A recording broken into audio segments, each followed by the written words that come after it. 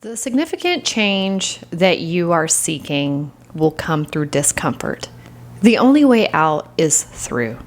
Hey everybody, welcome to Blushing Phoenix. My name is April. I'm the founder of Blushing Phoenix, and on this channel we talk to passionate, creative, and ambitious people who are held back in life by social hindrances such as blushing, erythrophobia, which is the fear of turning red, hyperhidrosis, social anxiety, things of that nature, showing up and being a human in the world. So today what I want to talk to you about is the discomfort of it all. If you are avoiding the discomfort to get to a place of change, you're not going to change.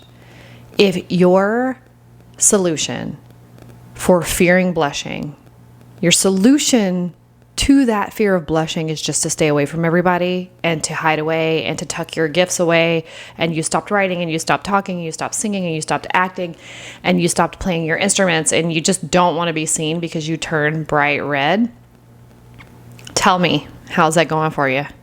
And if I can make an assumption, it would be that you have found this channel because you were looking for some sort of cure or relief, somebody who could relate to what you've got going on, and you have come to the right place, my friend. Or I hope it's the right place for you. This channel's not for everybody, so thank you for stopping by and giving this a listen for today. So in my own experience, I have overcome erythrophobia. I struggled with a chest and neck flushing, and it eventually also got to my face. Lots of redness, lots of flushing, lots of social anxiety for many years. And I went on a journey of trying to figure out what the heck is wrong with me. Where did this come from? I wasn't always this way.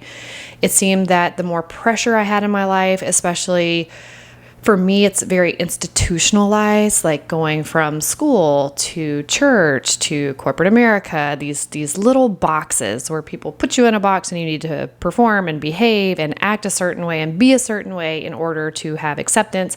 And in my little primal state, acceptance means love and survival.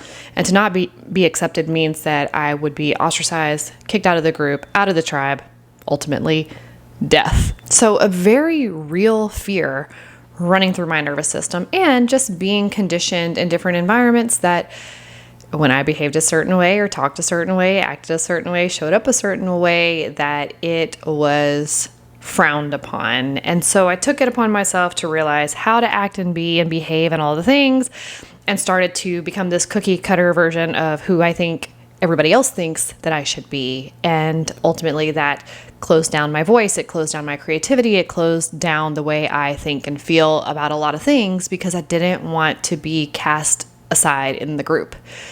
After many years and my body starting to get this flushing response, lots of anxiety, you can really tell when you're at war within yourself. And that's what was happening to me, is I was at war within myself. And the redness was an invitation into, what do you want to say? How do you want to show up? You've gotten so far off from who you are, and it's not resonating. And there is this friction and resistance inside of my body to where eventually it got my attention, and I started the journey of becoming the Blushing Phoenix, and want to extend that invitation to people who find this channel, that you too are a Blushing Phoenix.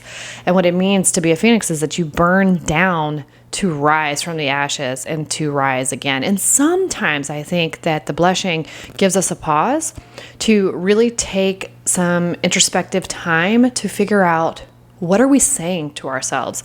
And to holistically look at our being holistically and sync up the head and the body. A lot of times we cut the head off, or we cut the body off. We just want to live out of this survival mode of the head, and the body needs attention. The body needs some way to move energy. We store that in our body, and that's where somatics come in, and other things that you can look into from just your nervous system being able to run that cycle and then release that anxiety. So, well, kind of rambling today, but my whole point of wanting to stop in and make this video was to talk about the discomfort of it all. And that if you're feeling discomfort because you decided, you know what, I'm tired of hiding away and I want to show up in my life and I want to be myself in my life, and it is frickin' uncomfortable, you're right where you need to be. You are exactly where you need to be. I've recently gotten back into weightlifting. And so a lot of my analogies will be about weightlifting because it's where I am right now currently. Is that when you are building that muscle, you first are tearing the muscles. You are truly making small rips in the fibers of the muscles. Then you heal, rest, and recover. And then you come back stronger when you go back to lift those weights. And that's why rest days are so important when you are working out, is you've got to give your body that recovery time. So high protein diet and lots of rest and recovery. And then when you hit the gym and you hit those weights, you go hard and heavy. You keep your form good, tear those muscles down again, break those things down again, and then rest, recover, lots of protein, lots of sleep, and then get back to the gym, do it again, and then you start to see the results in your life. They weren't there when you showed up at the gym. You had to actually do that work, create that resistance, that friction, that discomfort in your body to see the changes that you want to see. And so for people who blush, in my experience, it was a very similar thing. It was that, let's say, in comparison to muscles, I hadn't been in the gym in a while. So the first time I stepped out into a social environment and showed myself and flushed, it was extremely uncomfortable, and everything in me wanted to run away because that's what I would do in the past. I would just get out of the situation and hide. And so in this case, when I started to show up, just hang there for a few more minutes than what I normally would, to let it get really uncomfortable, to let myself get really red in the motion of letting that flushing anxiety run its cycle. But that's like showing up to the gym and lifting lighter weight and not being able to do as many reps because I'm just not built up for that yet. And so if you think you're just going to show up into this social setting and just be this social butterfly who doesn't blush at all, first of all, I'm not going to say nothing is possible. That'd be awesome if that happens for you. And please let me know if it does, because I think that's incredible. And I do believe that some things can happen in an instant. But in most cases, or in my experience, it has been kind of this like forward, backwards. And that forward, backwards is normal. The other day, I was lifting weights. Well, so let's see. Sunday, I did a leg day and it was awesome. 45 minutes. I was on fire. My muscles were connecting. I felt incredible. So much strength and energy and adrenaline. Just great. I love workouts like that. And then the other day I did a workout, and as soon as I walked in from my garage, I was like, that was a shit workout. Like, I don't feel like my muscles connected at all. I felt like I was really having to like force my form to be right. Maybe I was going too heavy, so I went a little lower weight and more reps and still wasn't feeling a burn or a connect. And I have to remind myself that even on days like that, just going through the motions is still teaching my brain, this is what we do and this is how we show up. So then when I have my next workout, it may be amazing again. And so you can't phone it in because you're having a day that feels like you're taking a step back. You still just have to show up and lift those weights and do that thing. And the crazy thing is I woke up the next morning and my muscles were sore. So I was like, okay, it didn't feel like I was really doing anything during the workout, but then my muscles were sore the next day. So clearly I was doing something. All of that is consistency over time, and it builds on top of itself, and we get the results that we want. So when we think about blushing and overcoming erythrophobia, I want you to put it in your mind, similar to working out. Running. I told you all about the 5K that I did with my daughter in May. I started training for that in January. My body, after having a baby, just wasn't ready to run, just to take off running. It was a struggle to get up to just even like a quarter of a mile to run consistently. But then by the time May 18th came and my daughter and I ran the 5K, ran it all the way through, ran it at my fastest time, and had an amazing and incredible experience. It didn't happen in January when I started. It happened in May after I'd put the work in, after I'd showed up multiple times through the good runs and the bad runs and the injuries and the days where I was like, that was a shit run.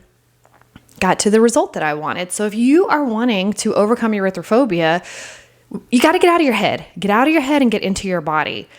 And listen to what your body's saying to you and start showing up. What is it that you want? That's where you need to be. If you want to be doing stand-up on that stage, you're into like comic work, you need to go get on a stage. If you want to host the small group meetings that you used to do, You need to plan a small group meeting. Like, it doesn't have to be extreme right off, but you've got to at least get yourself in a small group setting. I know a lot of people say as soon as they talk, they just turn beet red. Put yourself in environments with people who are safe where you can turn red. Because it would be amazing if you show up in the environment and you just never turn red again. But like in my experience recently with one of my new friends, I've been around her. I have turned flushed red a couple of times in front of her. And then the more we hang out, the more calm my nervous system is because it knows that she's safe. And I've talked with her about it as well. That's always going to be a big thing of in regards to discomfort, is giving a voice to the redness so that when you show up in environments, it's not this big elephant in the room that you're going to turn red and you're afraid that they're going to say something. You just go ahead and call it out and say something to them about it. Like, in general conversation, or if it's something that you struggle with and you're having more vulnerable conversations with this person that you're friends with, then tell them about it. And they'll know that it happens. And then you can tell them, if you don't mind, I would really like to use this as an exposure opportunity with you. You know, it's there. If we could just continue on our conversations, or if I could actually talk about this when it happens with you.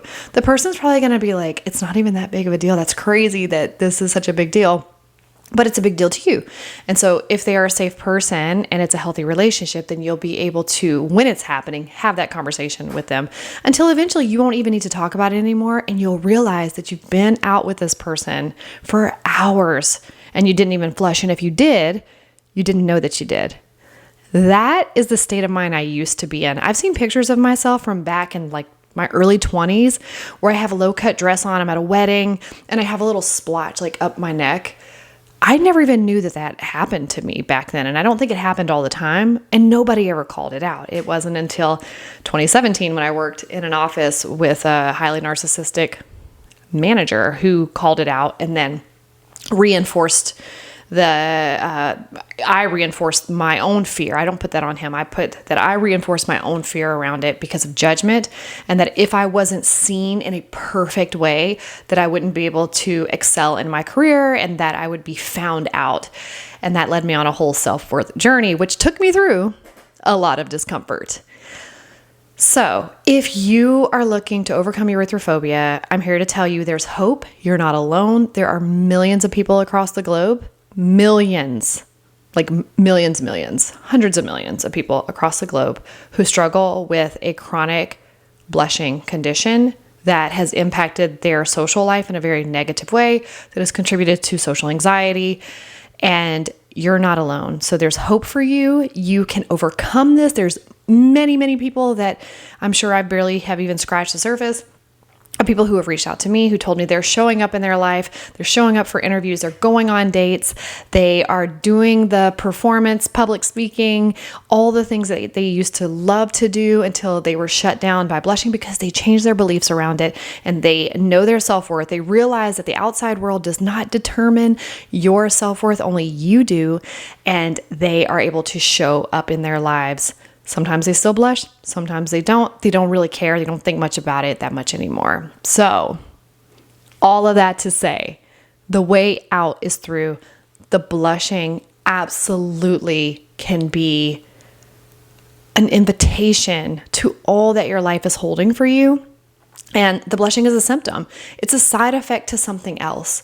So whether that is a self-worth issue that you're having, whether that is some sort of fear of judgment, really getting into the root cause of why do I hate this blushing so much? What is it that I think other people think because I blush? And when you follow that path, you'll find out what you think about you because you blush and realize that you're the one that's passing the judgment on yourself and projecting that onto the world around you. I needed to take a pause because that was fire, okay? All right, my friends, thank you so much for tuning in today. If you like this video, if you find this type of videos and contents helpful, be sure to give this video a like and subscribe. We're on a journey to 5,000 subscribers here at Blushing Phoenix. We've been around for quite a few years now and have had some slow growth over those years. And so now I'm at a place where I'm asking you to subscribe and be sure to give the video a like, comment below what was a light bulb moment for you. And until next time, my friend, you better rise and thrive.